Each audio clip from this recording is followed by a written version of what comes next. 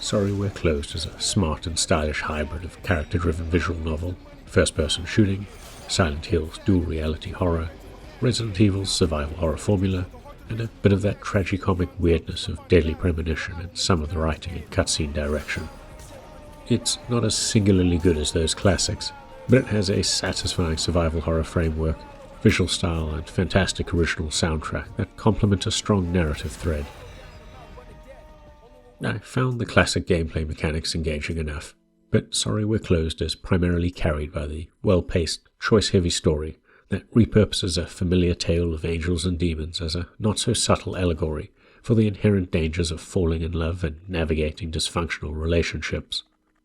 As such, half your time is spent simply exploring a small neighborhood in a demonic hotel, chatting to significant NPCs and making decisions that affect other relationships and protagonist Michelle's fate. The story begins as Michelle, coasting along in limbo since breaking up with her girlfriend 3 years prior, finds herself cursed by the Duchess, an archdemon that's been kidnapping mortals in the hope of finding love to fill a void created when she was cast down from the heavens.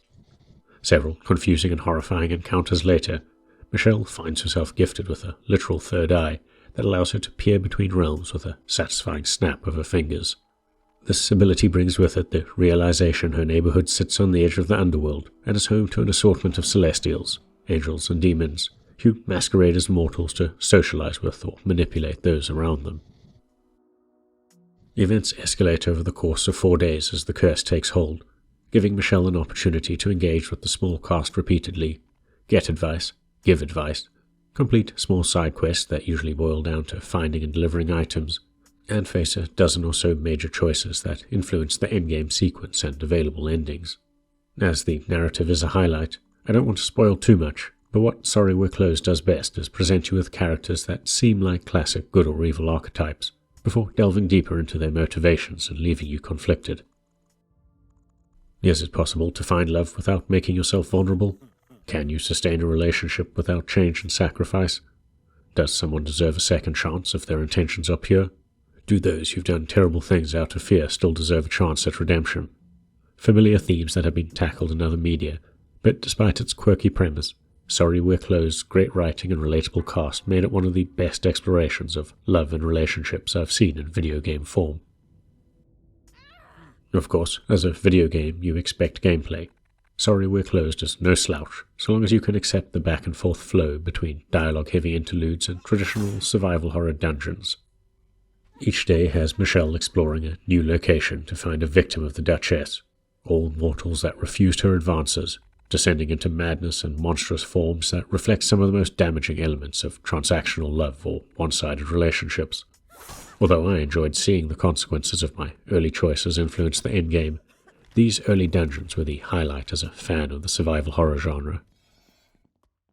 Each location is visually distinct and creepy, packed with weird encounters, combat, key hunts, and puzzles, and they culminate in an epic boss fight that reinforces the narrative themes through creature design and the accompanying original soundtrack.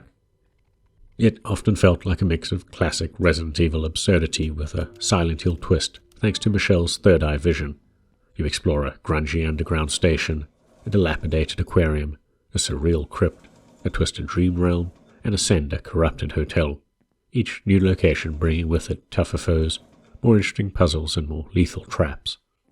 You'll often backtrack through an area once or twice, and the more thoroughly you explore, the more ammunition you'll have to clear out paths, and the more artifacts you'll find to fund a small selection of upgrades. Sorry We're Closed switches to a first-person view when aiming, as the focus is on hitting exposed weak points to conserve ammunition, quickly defeat lesser foes, and charge up a heartbreaker shot to deal with tougher demons, bosses, and even a few puzzles. The axe, pistol, and shotgun can fell most enemies at range, but you'll need to master hitting weak points when Michelle triggers her third eye vision. This grants a second or two of stun to line up a shot, with each successful hit granting another brief stun to line up the next weak point. It's an intense but fun system that rewards racking up combos, especially while dodging the blows from massive boss creatures. But lining up Michelle before aiming, and quickly switching between weak points, can feel a little sluggish using a controller. Minor combat gripes aside, Sorry We're Closed is easy to recommend to survival horror fans looking to intersperse the action with a thoughtful, player-driven narrative that alters later encounters. If you're comfortable with the gameplay style or happy to drop the difficulty, I'd also say it might be worth a look for traditional visual novel fans that want a quirky but no less thoughtful exploration of love and relationships.